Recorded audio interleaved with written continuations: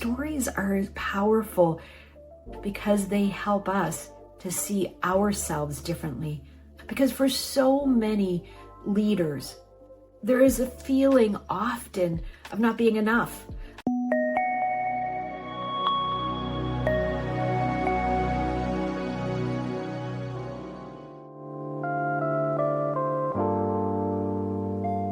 You know, many years ago, I was working with a coach, and at the time, I was thinking about writing a book.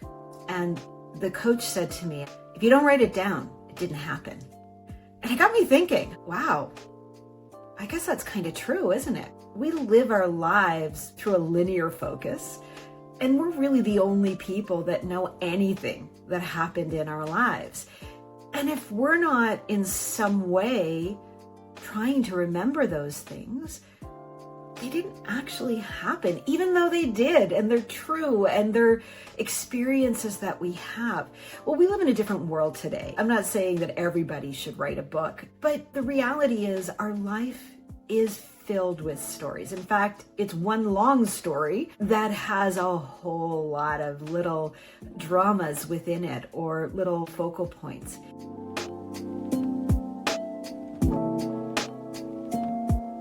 And when we think about storytelling, we often use it, especially in the corporate world, as a way to vision. What's the story? Who do we want to become? So we use it as a visioning tool. We look at that vivid vision and we say, what are the steps that we need to put in place in order to get there? We create truth of the story we want for ourselves and our organizations. But what about those stories that you've already lived? Is there value in them? Well, I think we all know there is. We all love hearing stories that people tell us that are contextualized through the lens of a lesson or an outcome. What did you learn from that story? Why was it important?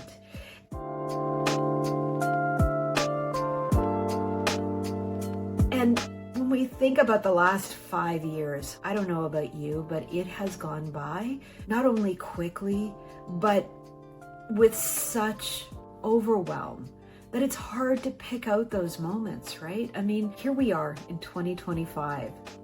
And think about it, 5 years ago, we were in a pandemic. When that happened, it set many of our lives on a new track. And we had to rethink who we are, what we do, what we stand for, why we're here. Change happened quickly and slowly because it was like everything was both in fast motion and on pause at the same time. And when we go through something like that, what we're really creating are these moments of understanding that are so powerful. I've told you many of my stories from those early days, and as I look back now, I still find richness in them. And so when I'm doing presentations, I go back to those moments. And sometimes I'll go back to my childhood. Sometimes I will go into my teenage years or into my early career days. And I do that because I've changed. Of course, as a human, I've changed as a leader.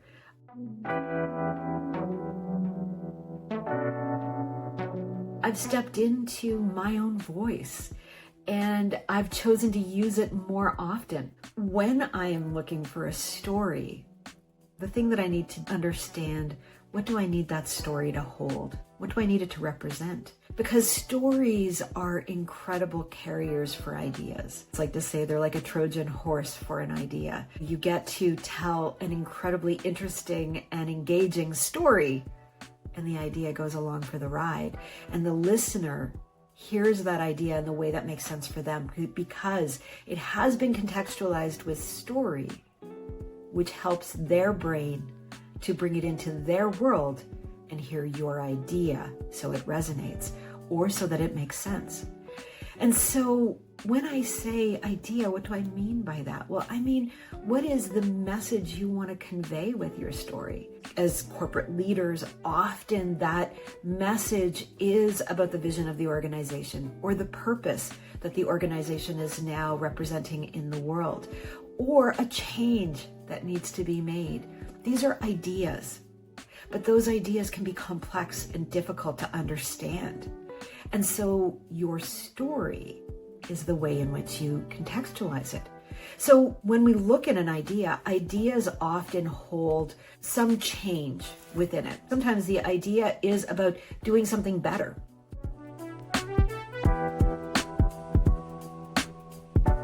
And so it's about change of action and behavior. And maybe that change of action and behavior is going to require people to be more vulnerable. And so I would look in my own life, in my own world, to a time when I had to be vulnerable, where I was uncomfortable with it, but where that vulnerability in the end paid off. And I was able to see my impact more clearly. So I would look for a moment in my life. And when I do that, what I find so fascinating about going into my own history is that they come when you summon them, like, oh, when was a time when I felt vulnerable? Oh, I remember when. And suddenly your memory will fill in that message. And you often have a moment of, God, I haven't thought about that in years. And you go back in time and it helps you to see how you've grown, who you've become. And the message that you're trying to convey to your team becomes a message for you as well, because you see your own growth, your own ability to contextualize, to create change, create impact, to lead in new ways.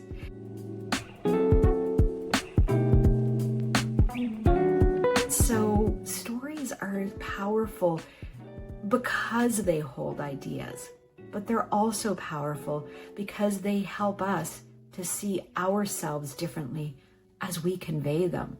And that's important because for so many leaders, there is a feeling often of not being enough, of somebody else is always better than me, or I haven't done enough, or I don't know enough. And when we start going into our world of story, our own lives, and we bring up these memories, it helps us to see how much we actually do know, how much we actually have contributed, how we have made a difference for others.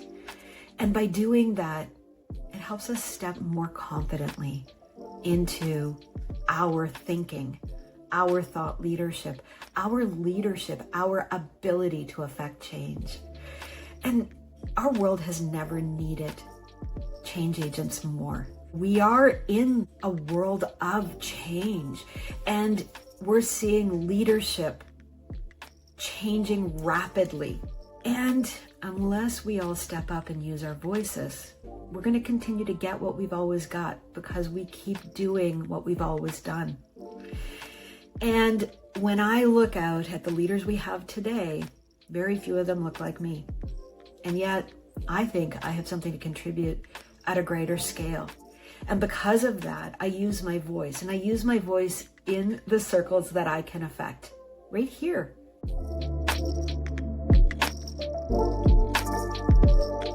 Wherever you're watching me, I'm affecting in some way, I hope, you.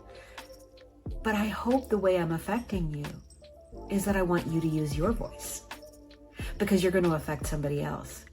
And when you look different and sound different and are different from the person who is making the changes in our world, what we're doing is we're contributing to those changes because we're not allowing them to happen by default. We're stepping up and stepping into our ability to affect change, our ability to be a thought leader.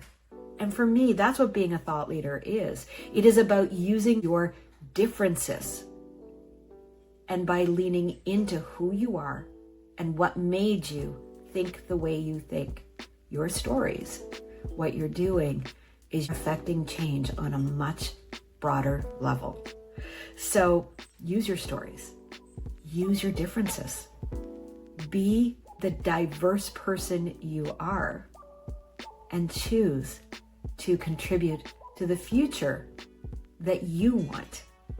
And I guarantee when you use your stories, you will start to create change, at least in your sphere of influence.